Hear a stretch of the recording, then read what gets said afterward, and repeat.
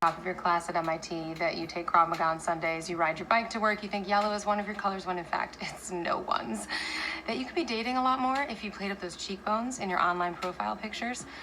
What we don't know is why someone wants you dead. I know it can be fixed. Let's take this one step at a time. There's a flaw in the system. What's the flaw? Callisto can be weaponized. I mean, I can fix it, but right now, any decent hacker curious or criminal enough could turn Callisto into an EMP on the human body. An electromagnetic pulse. Right, like a brain seizure, essentially. Yes. See, I know stuff. It disrupts the neural networks and looks like a stroke or an aneurysm. So it can be used without a trace of evidence. A perfect assassination machine. Yeah, and it can be triggered remotely across a network that I created. Dope. See, now that is what you can do if you pay attention in school.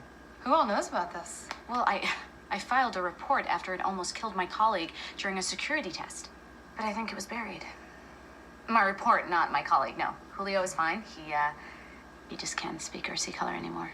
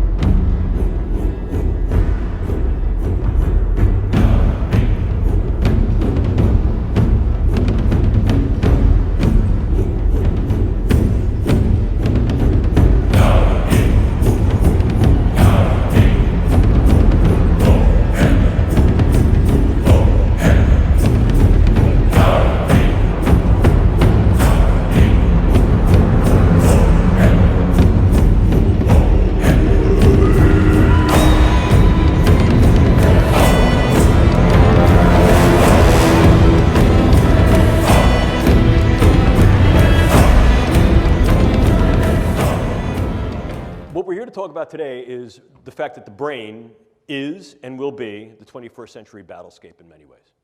End of story.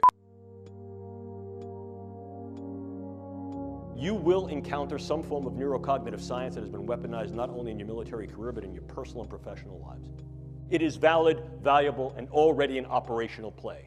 The brain is the current and future battle space. What's new about this is the in-close nature of this. Increasingly, we're not seeing these things as weapons of mass destruction against gross aspects of the population. More specifically, perhaps, might be targeting individuals on a level that allows either direct attribution or covert engagement with non-attribution. If we talk about what brain science is, let me just give you a little bit of brief background on this field that is now called neuroscience. As a titular field, as a named field, neuroscience has only been in existence for 40 years. I know that because I've been a neuroscientist for about 38 of those 40 years.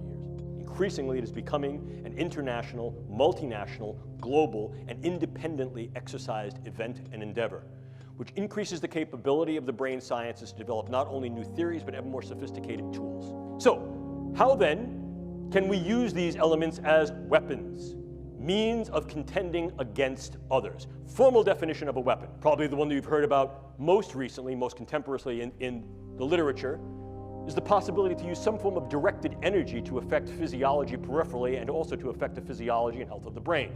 Case in point here, US Embassy personnel in Havana and possibly in China. Clearly, one of the things we can also do is transcranial neuromodulation, the idea of going through the skull to modulate the node and network activity of the brain, to implant certain brain-machine interfaces. These are many of the DARPA programs that you may hear of now. Probably the one that is most notorious is something called the N3 program, which is the non-invasive neurosurgical neuromodulation program being run by their program manager, Dr. Al Mundi. The idea here is to put minimal-sized electrodes in a network within a brain through only minimal intervention to be able to read and write into the brain function in real time, remotely. And then, of course, you also have the things that are a little bit more traditional. If we talk about things that can be operable in the biochemical space, we ordinarily talk about drugs, bugs, toxins, and ever more, we're considering devices. I can disrupt an individual from the level of their cell to their system, and disrupt individuals on a variety of levels, from individuals all the way up to the social fabric. Target a specific individual, change or eliminate that individual with very little attribution and trace, and be able to leave prior to any attribution. Drugs can be exceedingly specific, and as I'll show you in a moment, can be very, very much used to individualize weaponology in terms of what we call precision pathology or precision effect. And by affecting the way that brain is built and the way it functions, influence in ways that are kinetic and non-kinetic the attitudes, beliefs, thoughts, emotions, activities. Look at the power that understanding tools and techniques of the brain sciences afford. We also see the use of biodata as a viable weapon, manipulating biodata so that I can then put into your particular medical records subtle information that may change the disposition of whether you're sick or not, change how you're treated, influence the postures that go to you in terms of insurance, care, viability for military service. By altering that information, by changing those data, by purloining those data, I essentially changed the you of you. And I can do that in very subtle and insidious ways. Furthermore, I can do that on a variety of different levels that can affect key individuals so that in fact your medical record changes to thereby render you incapable or at least invalid to be able to serve in a way you're serving. Or I can do that on a much larger scale, groups, populations. And if I change those data, I change the way you're being regarded and treated. And I can do that in one of two ways. I can do it in such a way that you're going to be regarded in a negative sense, or I can do that in such a way that I'm going to treat you incorrectly. If I say, for example, you have a particular allergy or you have a particular disorder, you will be treated for that, and that could then harm your health and your stability in both a short wars approach as well as a long wars approach. One of the newest developments is that nanoparticulate matter can be stabilized for distribution. If you're not aware of what nanoparticulate matter is, it's that matter which exists on a scale of 1 × 10⁹ very, very small, smaller than a cell. And we can manufacture materials that have discrete properties that can be controlled by virtue of bioengineering and their physical chemistry. I can create small robotic units, controllable robotic units at the nanoscale, and that these too can be aerosolized to create a nanoswarm of biopenetrable materials that you cannot see, that can penetrate all but the most robust biochemical filters, that are able to integrate themselves through a variety of membranes, mucous membranes, and wherever, mouth, nose, ears, eyes, can be then uptaken into the vascular system to create clumping, can affect the vascular system of the brain, or can directly diffuse into the brain space, and these can be weaponized. There's a flaw in the system. What's the flaw? Callisto can be weaponized. I mean, I can fix it, but right now, any decent hacker curious or criminal enough could turn Callisto into an EMP on the human body. An electromagnetic pulse. Right, like a brain seizure, essentially. Yes. See, I know stuff. It disrupts the neural networks and looks like a stroke or an aneurysm, so it can be used without a trace of evidence. A perfect assassination machine.